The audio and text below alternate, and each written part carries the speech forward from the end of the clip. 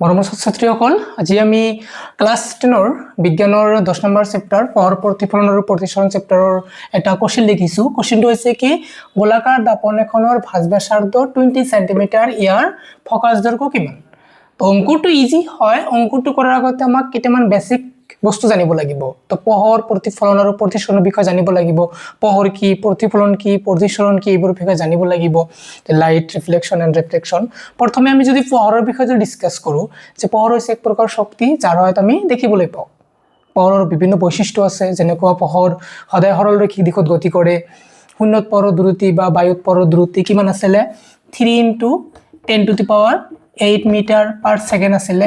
তাৰ পিছত পোহৰৰ ৰশ্মিৰ ওপৰত ভিত্তি কৰি পোহৰক আমি তিনিটা ভাগত ভাগ কৰিছিলো, সমান্তৰাল পোহৰ ৰশ্মি, অপসাৰী পোহৰ ৰশ্মি, অভিসাৰী পোহৰ ৰশ্মি আছিলে। তাৰ পিছত তোমাৰ শূন্যত পোহৰৰ দ্ৰুতি বা বায়ুত পোহৰৰ দ্ৰুতি সেমে আছিলে। তাৰ পিছত আছিলে কি পোহৰ কোনো স্বচ্ছ বা উজ্জ্বল পৃষ্ঠত পৰিলে হয় ইয়াৰ প্ৰতিফলন বা প্ৰতিসৰণ ঘটে। প্ৰতিফলনটো কেনেকুৱা? প্ৰতিফলনটো হৈছে কি আমি যেতিয়া লাইট মাৰিম, যেতিয়া কোনো আইনাত বা মিৰৰত যদি আমি লাইট মাৰিম, যদি খুন্দা খাই ব্লেক পিনে গুচি যায় সেইটো প্ৰতিফলন, আৰু যদি লাইট মাৰাৰ পিছত যদি পাৰ হৈ যায় সেইটো হ'ব প্ৰতিসৰণ। তো আমাক কোশ্চেনটো দিছে কি ফকাস দৈৰ্ঘ্য উলিয়াব লাগে গোলাকাৰ দাপনত। এতিয়া আমাৰ গোলাকাৰ দাপনটো কি আছিলে? গোলাকাৰ দাপন মানে তাতে দুটা দাপন থাকে, এটা উত্তল দাপন অৱতল দাপন থাকে। নিয়ম আছিলে তোমালোকে ভাঁজ ব্যাসাৰ্ধ আৰু ফকাস দৈৰ্ঘ্য এটা সম্পৰ্ক পাইছিলা, F = R = কি আছিলে R = 2f আছিলে, যত R2 আছিলে কি ভাঁজ ব্যাসাৰ্ধ, F2 আছিলে কি ফকাস দৈৰ্ঘ্য, এইবোৰ আছিলে। তাৰপিছত তোমালোকৰ এটাও জানা উত্তল দাপনৰ ক্ষেত্ৰে কেনেকুৱা হয়, অৱতল দাপনৰ ক্ষেত্ৰে কেনেকুৱা হয়। সিম্পল কথা, উত্তল দাপনৰ ক্ষেত্ৰে প্লাস আৰু অৱতল দাপনৰ ক্ষেত্ৰে কি হ'ব কোৱাচোন মাইনাস। এই কথাটো যদি মনত ৰাখিব পাৰা এনেকুৱা টাইপৰ কোশ্চেন যদি আহে পাই যাবা। কোশ্চেনটো মই আকৌ পঢ়ি আছো, কিতাপৰে কোশ্চেন, এইটো প্ৰশ্নাৱলীৰ হয়। গোলাকাৰ দাপন এখনৰ ভাঁজ ব্যাসাৰ্ধ 20 সেমি ইয়াৰ ফকাস দৈৰ্ঘ্য কিমান। সিম্পল, আমি যেহেতু গোলাকাৰ দাপন দুই প্ৰকাৰ, এটা আছে উত্তল দাপন আৰু এটা আছে কি অৱতল দাপন, আমি দাপন হিচাপে অংকটো সমাধা কৰিব লাগিব।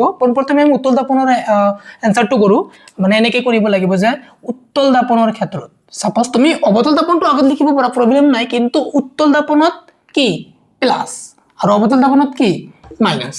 তো ভাঁজ ব্যাসাৰ্ধ আৰু ফকাস দৈৰ্ঘ্যৰ মাজৰ সম্পৰ্কটো কি আছিল R = 2f আছিলে। তো আমি প্ৰথমে উত্তল দাপনৰ ক্ষেত্ৰত লিখিলো যে উত্তল দাপনৰ ক্ষেত্ৰত উত্তল দাপনৰ ক্ষেত্ৰত তো দিয়া আছে কার মান ভাঁজ ব্যাসার্ধ R এর মান দিয়া আছে R = কি প্লাস 20 সেন্টিমিটার। আমি কি বাইর কৰিব লাগে F বাইৰ কৰিব লাগে। আমি কি জানো যে R = 2f আছিলে। এতিয়া আমাক কার মান বাইর কৰিব লাগে F এৰ মান বাইৰ কৰিব লাগে। মানবোৰ বহাই দিয়া, R এর মান কিমান আছে 20, এইটো আছে কি পূরণ, ইফালে কি হ'ব হরণ = F। F এর মান 2 × 10 × 20।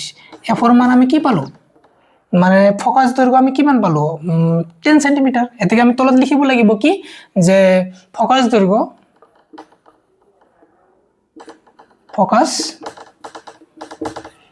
দৈৰ্ঘ্য কিমান পালা 10 সেন্টিমিটাৰ। সিমিলাৰলি এইটো আমি উত্তল দাপনৰ ক্ষেত্ৰত লিখিছো। এতিয়া অংকটো যদি আমি কি লিখো অৱতল দাপনৰ ক্ষেত্ৰত লিখো, কেনেকৈ লিখিবা সিম্পলে, আমি ইয়াতে কি লিখিম যে অৱতল দাপনৰ ক্ষেত্রে সেম, আমি এইটো কি দিম অকল মাইনাস দিম, বাকি সেম টু সেম, ইয়াত আমি কি দিম মাইনাস দিম। তো আমি ফকাস দৈৰ্ঘ্য কিমান পালো 10 সেন্টিমিটাৰ পালো। অৱতল দাপনৰ ক্ষেত্ৰে -10 সেন্টিমিটাৰ আৰু উত্তল দাপনৰ ক্ষেত্ৰে +10 সেন্টিমিটাৰ। তোমালোকে এনেকুৱা ভিডিও মানে ডেইলি যদি পাব খোজা তেনেহলে মোৰ ইউটিউব এটা চেনেল আছে RK টিম চেনেল, আৰু এটা চেনেল আছিলে বহুত ইম্পৰ্টেন্ট চেনেল, তোমালোকে জানা ইতিমধ্যে জ্ঞান শক্তি একাডেমি। তো সেইবোৰত তোমালোকে থাকিবা, নিয়মিতভাৱে তোমালোকে সায়েন্সৰ আৰু ম্যাথছৰ ভিডিও পাই যাবা।